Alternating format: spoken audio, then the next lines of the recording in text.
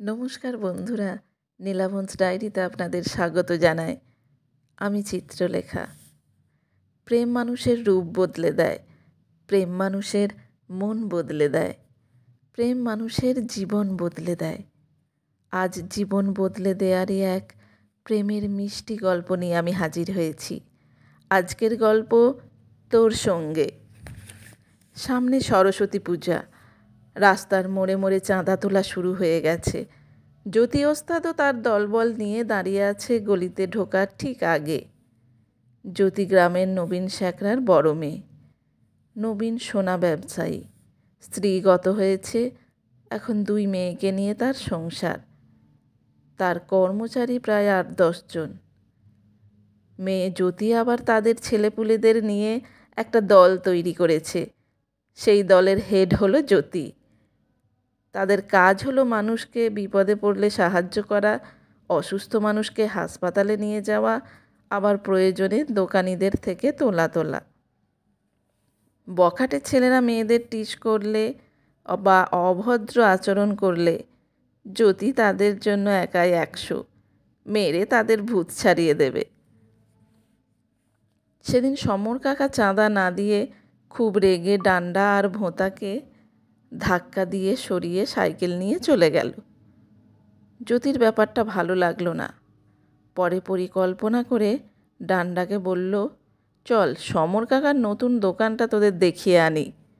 প্রতিশোধের জন্য পরের দিন দুপুরে তারা সমর কাকার দোকানে হানা দেয়। এই সময় কর্মচারীরা টিফিন করতে যায়। সেই সুযোগে তারা দোকানে ঢোকে। নতুন চকচকে দোকান, মাটির শোপিস, সুন্দর সুন্দর তৈরি জিনিসগুলো দেখে তাদের চোখ ধাঁধিয়ে যায়।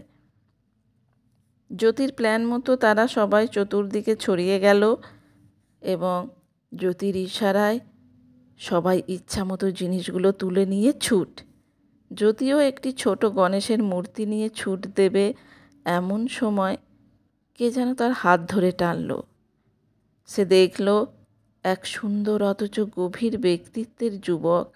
যেমন সুন্দর চেহারা, তেমন সুন্দর উজ্জ্বল গায়ের রং, তার থেকেও সুন্দর তার মোহময় চোখগুলি, যেন নিঃশব্দে অনেক কিছু বলে যায়। জ্যোতি হাঁ করে তাকিয়েছিল তার দিকে। ছেলেটা তখনও তার হাত ধরে আছে। জ্যোতি পালানোর চেষ্টা করলেও সে হাত ছাড়ে না। শেষে জ্যোতি তার হাতে এক কামড় দিয়ে পালিয়ে যায়। জ্যোতি বড় বড় মাথাদেরও মাথা কেটে দেয়। তার জেদের কাছে তার বাবাও পরাস্ত হয়। কিন্তু এবার তার সঙ্গে যা ঘটল সেটা সত্যি অশোচনীয়। সে বারবার অনুশোচনায় দগ্ধ হচ্ছে। ওই গণেশের মূর্তিটা যতবার দেখছে আনমনা হয়ে যাচ্ছে, আর সেই ছেলেটির নীরব চোখ দুটি তাকে অস্থির করে তুলছে। তাই সে সিদ্ধান্ত নেয় দোকানের সব জিনিস ফেরত দিয়ে আসবে। তার সিদ্ধান্তের কথা শুনে ভোঁতা, ডান্ডা এরা সবাই ক্ষেপে যায়। তাদের মতে এমন কাজ করলে তাদের দলের মান যাবে, কেউ তাদের ভয় পাবে না। তবুও জ্যোতি তাদের কথা শোনে না। পরের দিন সবাই দোকানে যায়। তাদের দেখে ছেলেটি এগিয়ে এসে বলে, আমি জানতাম আপনি আসবেন।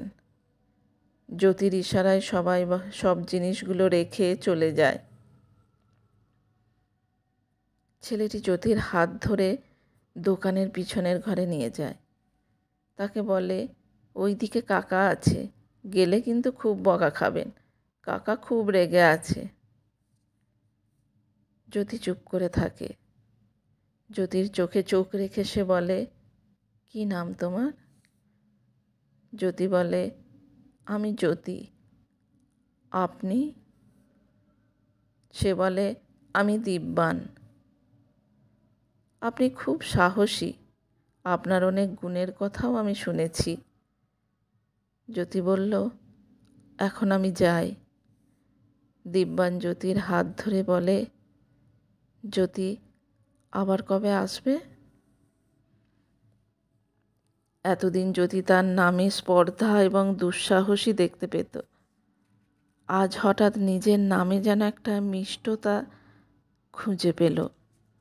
দিব্যানের মুখ থেকে বেরোনো সব কথাই যেন মিষ্টি ও প্রেমময়। সেই দিনের পর থেকে জ্যোতি আর বাইরে বেরোয় না। 3-4 দিন হয়ে গেল সে বাড়িতেই বসে আছে। বিল্টু তার মাথায় হাওয়া করে, তার সঙ্গে যাওয়া আসা চলাফেরা করতে করতে বলে, দিদি, পুজোর কি হবে? কে দেখবে? কি যে হলো তোমার? জ্যোতি চুপ করে থাকে। একবার সে বিল্টুকে জিজ্ঞাসা করলো, ওটা কে রে? বিল্টু বলে, কে? সমর কাকার দোকানের লোকটা? বলল, হ্যাঁ। ওটা তো সমর কাকার দেশের বাড়ির লোক। শুনেছি সম্পর্কে ওনার ভাইপো। তখন বিল্টু তার সম্পর্কে আরও অনেক কিছু বলে, যেগুলো শুনে জ্যোতি অবাক হয়ে যায়। বিল্টু বলে, দিদি, একবার তাকে ডেকে আনবো? তোমার যে এত শরীর খারাপ। জ্যোতি অবাক হয়ে বলে, কেন? বিল্টু বলে, সে যে ডাক্তারি পরীক্ষা দিয়ে এসেছে, কিছুদিনের মধ্যেই বড় ডাক্তার হয়ে যাবে।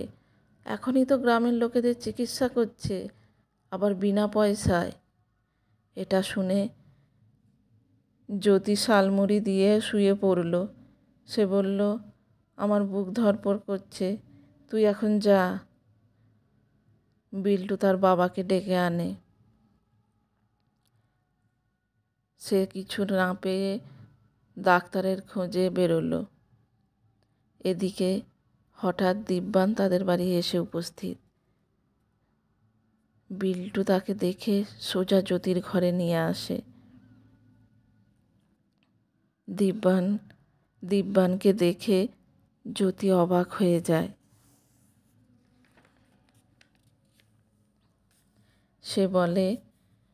দিব্যান এসে বলে, আলোবিহীন জ্যোতি, এ কেমন রূপ, এ কেমন অবস্থা করেছ নিজের? জ্যোতি, তোমার জন্য অপেক্ষা করতে করতে আর পারলাম না। তুমি কেন যাওনি বলো তো? জ্যোতি বলে, আপনি যে ডাক্তার, কই আমাকে বলেননি তো? দিব্যান বলে, ও, রাগ হয়েছে বুঝি? জ্যোতি বলে, হ্যাঁ, আপনি খুব দুষ্টু। আপনাকে দেখলেই আমার হৃদস্পন্দন বেড়ে যায়। এখন তো খাওয়া ঘুম সব গেছে। আপনি তো চলে যাবেন, আমার কি হবে? দিব্যান জ্যোতির হাত দুটো চেপে ধরে বলে, দূর বোকা, আমি কি আর একা যাব? যেখানে যাব তোমাকেও সঙ্গে করে নিয়ে যাব।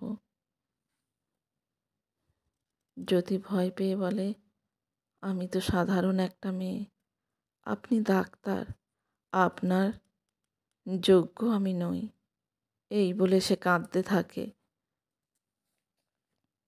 দিব্যান আরও এগিয়ে জ্যোতিকে জড়িয়ে ধরে কপালে চুম্বন করে এবং বলে, তুমি যখন আমাকে ভালোবেসেছ, তখন আমার পরিচয়, আমার পেশা, কোনো কিছু না জেনেই ভালোবেসেছ। আর তোমার এই চোখের জল বলে দিচ্ছে তোমার প্রেম কতটা গভীর।